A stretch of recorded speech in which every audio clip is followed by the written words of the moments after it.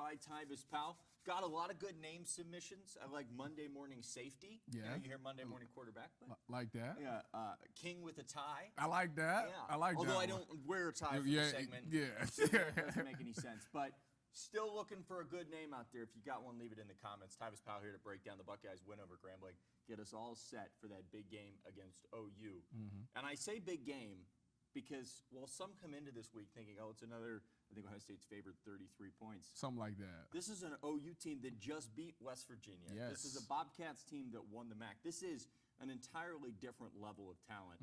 You have to assume that the people in the Woody know that, and they're not treating this game anything like Grambling. Honestly, I think them beating West Virginia was the best thing that happened for the Buckeyes because, see, now you're not going to overlook it. The coaches have that motivation to be like, if you walk into this game and you just think you're going to roll the Ohio State helmet out there and they're going to fall down, that's not the case. So actually it's going to have those players locked in. So I'm actually glad that they beat West Virginia, and I expect them to come out there and be serious. Listen, the Buckeyes still got things to clean up. I understand it was a great performance against Grambling State. They did exactly what us fans would think they would do to a team like Grambling State, but by no means is it perfect. There's still things that they got to tweak to get better. The run game, I know Bo Jackson had a really good game, but James Peoples and C.J. Donaldson, I still want to see more out of those guys in that offensive line. So there's things to clean up still, so they will be motivated against OU. Well, let's start right there with the run game. I mean, the offensive line gave Julian Sayin so much time against Grambling, but it did seem like there were still holes that you're looking for on that O-line. Yeah. How does that get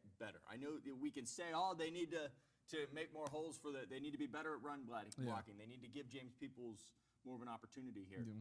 But on an actual field, how do these guys get better at run blocking? Well, I mean, obviously it comes down to chemistry. You got to continue to work with each other. You know, that guard and those centers and those tackles. It all starts like this. So you start with the run play, and you want to go zone or you want to go power, whatever the case may be. If you truly want to spring that running back free, you have to get up to the second level. The only way you could do that is if one guy starts on a double team, gets off that double team, and pushes up to the next level. So let's say there's a center and a guard. Say there's a nose tackle right there in front of the center. So the center and the guard will start off. The guard will help assist with the double team. He'll try to push that guy onto the center so the center can handle it one-on-one, and then he pushes up to the second level to get hands on the linebacker. Those are the things that we got to do. We got to get to that second level to create those seams for these running backs to get through. And then our running backs, we just got to hit the holes. We got to see it clearly. Our vision has to get better than what it is. A lot of the times we're running in the back of our own linemen. Let's open our vision, see the gaps, find a crease, and get through it as fast as we can.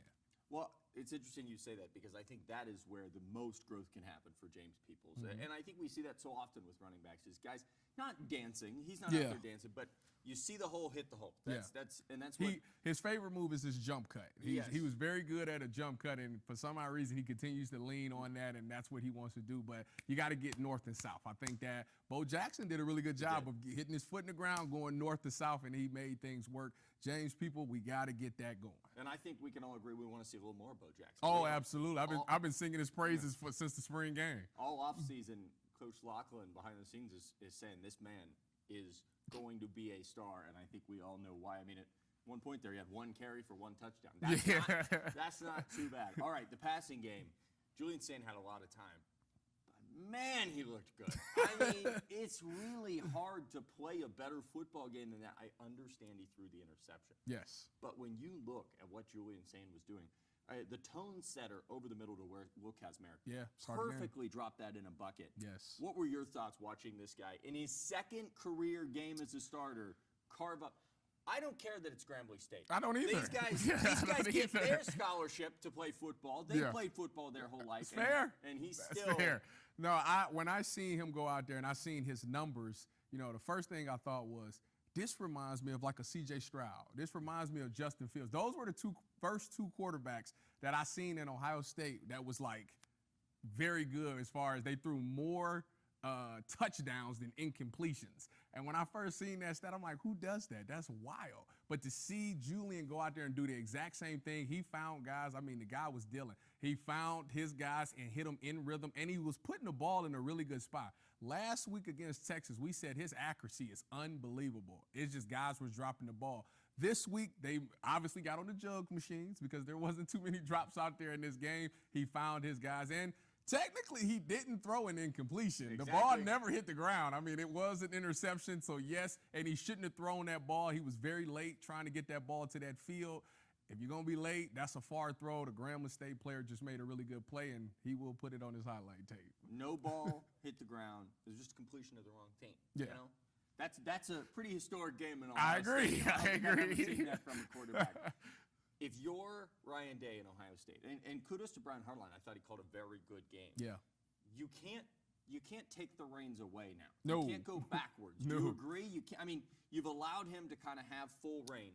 I understand the competition really ramps up here with OU. I know we can say, but they are a really good football team, a different level than Grambling. Yes. You can't take that offensive play calling and say, all right, Julian, we're going to dial it back a little more, right? No, absolutely not. What you do is you go in there, you say, you keep giving him more, because the Big Ten Conference opens up after this game. This is the last night. At Washington. That's a tough game. So with that being said, like, you got to be ready to go. I know we get a bye week in between those two and you get that extra time, but he has to be ready to go. This whole entire team must be ready to go once you get into conference play, because now you're playing to get to Indy, so a place that we haven't been in quite some time. So no, you rev it up. You keep giving Julian as much as he can handle, and you get the rest of those guys going. You get that run game fixed. You continue to build that chemistry with these wide receivers and those tight ends. You know, he's doing a really good job of hitting them in stride. Will Kazmarik's touchdown was a perfect example. Just continue to do that, and I think Carnell Tate is still the most underrated Buckeye since Emeka Egbuka. Emeka Egbuka, he's pretty good. Hey, 2 touchdowns. How Look at about him. that? A Look at game-winning that. catch. I think he told everybody why he was a first-round pick. All right, let's go to the other side of the ball, because I thought, and I was wrong, that Matt Patricia this game would be very vanilla. Why would you think that? I thought it's What Grambling is State. wrong with this guy? I thought How you gonna sit there and say they can't pull it back on Julian Sayin, but they're gonna pull it back on defense? Well, I just thought you don't want to put anything else on tape. Matt Patricia is you put your foot on their neck and you just press down a little bit. And that's what he did. I loved it. I absolutely loved it. And I'll say this just about the game in general. You can say, yes, it's Grambling, and yes, they won 70-0. We've seen this game in Ohio State history where they did dial it back. Yes. Where they're slow out of the gate, where this game actually ends up at the end of the first quarter. Everyone's like, okay, they're up 7-0. Halftime, it's 20. It's been like that in recent years. Yes. Yes. Matt Patricia said, no, we're putting Arvell Reese's hand in the dirt again. We're letting him go to work. We're faking that coverage in with Caleb Downs, letting him drop back. Catch that was beautiful. That was amazing. It was beautiful. I just thought, and at this point, and you can tell me if I'm wrong, that feels like the Ohio State defense. You can't dial that back because it feels. Everybody said all offseason, this is the Ohio State defense, not Matt Patricia's defense. This defense looks different. It is a very different defense than what we saw last year with a lot of the same talent.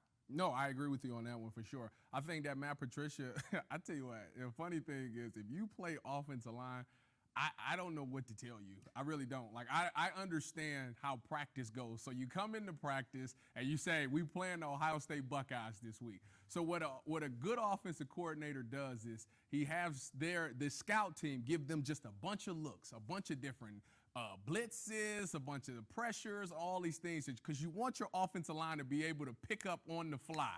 The problem is you just never know who's going to come and who's not, who's popping out. And I think on the Caleb Downs thing, it was so funny to me because Caleb did a really good job of selling like he was coming and then stopped and pulled out. If you go back and watch that play, I want to say it was Arvell Reese that was blitzing.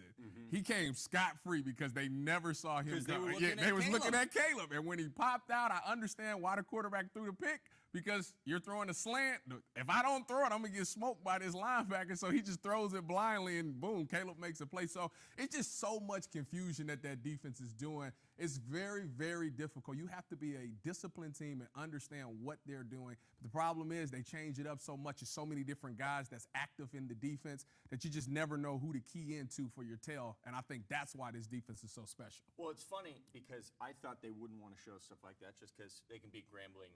We know they could have probably shut them out with a base defense. They could have. But they got to get better too. That's their goal here, is to use a game like that to get better. But I thought it was interesting because after the game, I realized to myself, well, you put it on tape.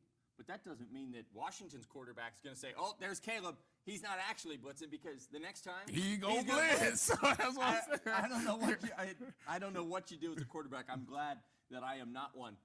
Does it make you have more appreciation for this Buckeye offense? We always hear iron sharpens iron, but the more that I think about fall camp and the more that I think, what we were watching and what we were hearing, this was an offense going against the best defense in the country by far. Yeah. How much is that actually helping in practice day to day? Almost more than playing Grambling State. Honestly, there is probably not a look that Ohio State couldn't handle. Their offensive line I'm talking about. As far as protection goes, I mean, if you're going up against what Matt Patricia is doing, there's nothing in the country that you can't handle. And I'm talking about on the fly because you've had to deal with it all camp. So I think that this offensive line, because there was some moving pieces, people coming into the program and playing right tackle and all those things, I think it actually helped those guys build their chemistry because now we have to talk. Now we have to communicate. So now when we go up against the Texas and the Grambling States and the Washingtons and everybody else, we already got that chemistry. We know what to do because we're going to talk about it before the snap, and we know how to handle everything because Matt Patricia has given us the toughest looks that we're going to see all year. So those two sides of the ball have worked hand in hand, and I think that's why you're starting to see this offense start to come along because it's like, oh, this is the best y'all got? Oh, well, practice was way harder than that. And anytime you can say that, now you're talking about national championships. I think you're spot on there. This was great. Next week, or I guess we get a week off, but the following week, we're talking Washington. You used to play there.